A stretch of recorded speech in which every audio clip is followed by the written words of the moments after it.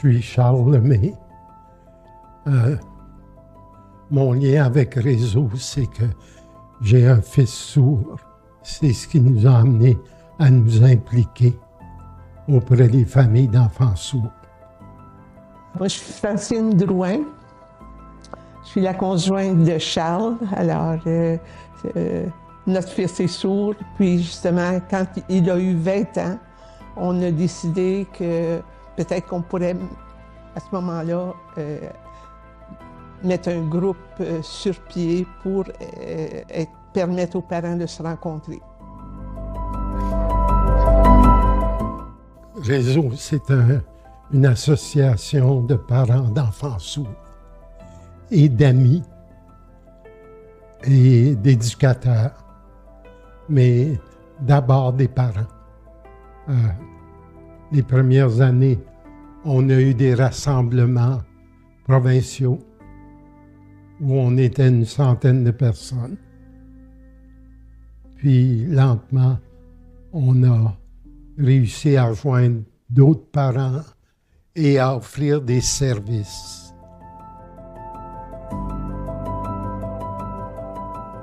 Mon nom, c'est Marie-Lise Haché.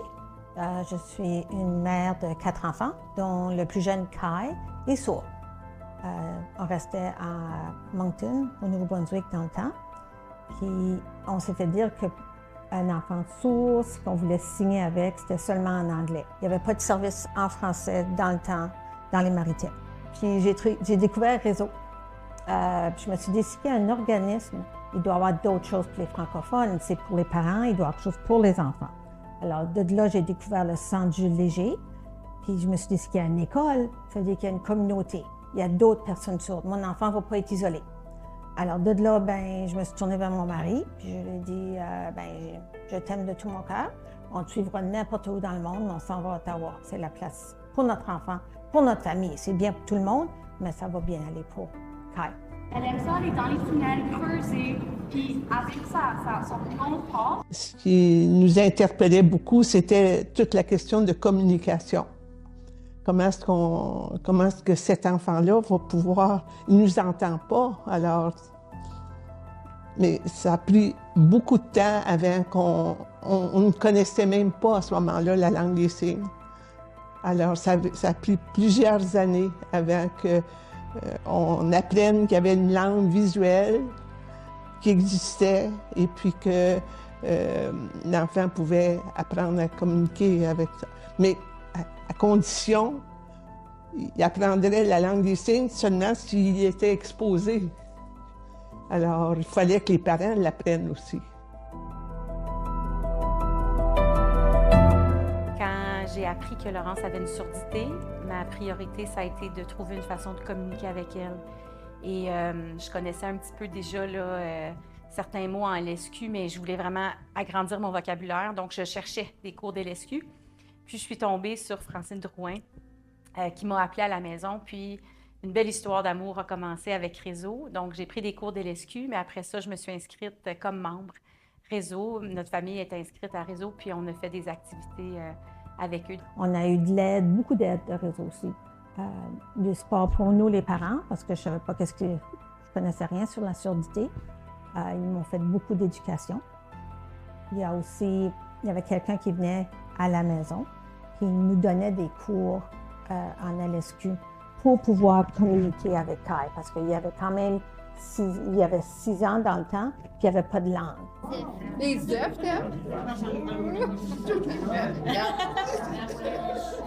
Ici, c'est les signes. Réseau, c'est ça, on est un organisme de parents et d'amis. On cherche à accompagner toutes les familles franco-ontariennes qui ont un enfant avec une surdité. Et puis, c'est vraiment un accompagnement qui est personnalisé selon les besoins de l'enfant, de la famille. On est là pour les écouter, les accompagner. Et puis, avec les années, parce que Réseau existe depuis 30 ans maintenant.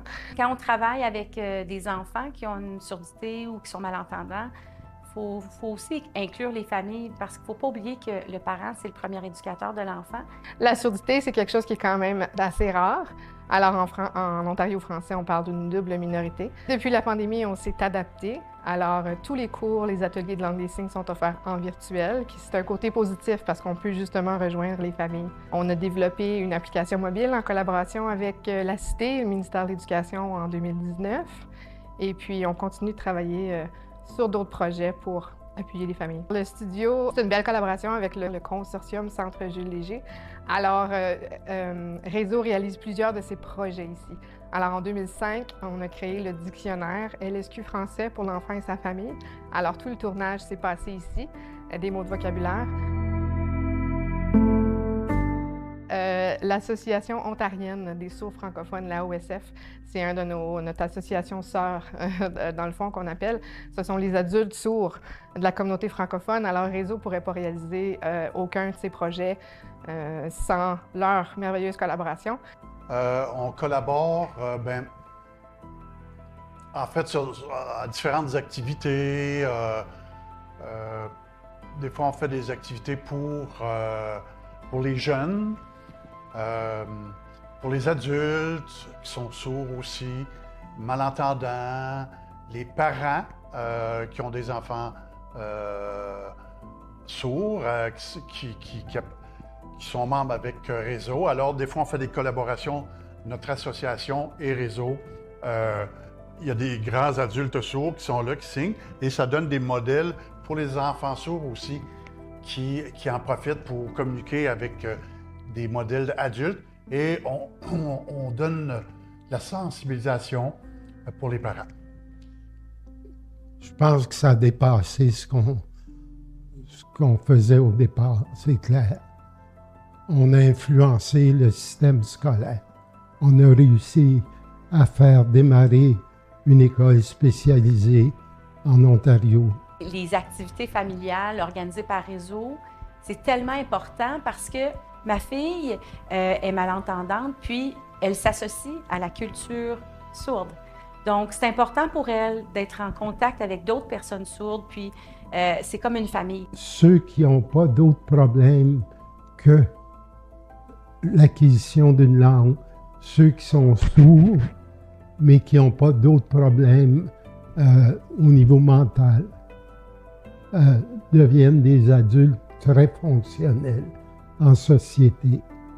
Et Réseau m'a supporté et m'a aidé en me donnant à moi l'éducation pour savoir c'était quoi le bon choix à prendre pour mon enfant.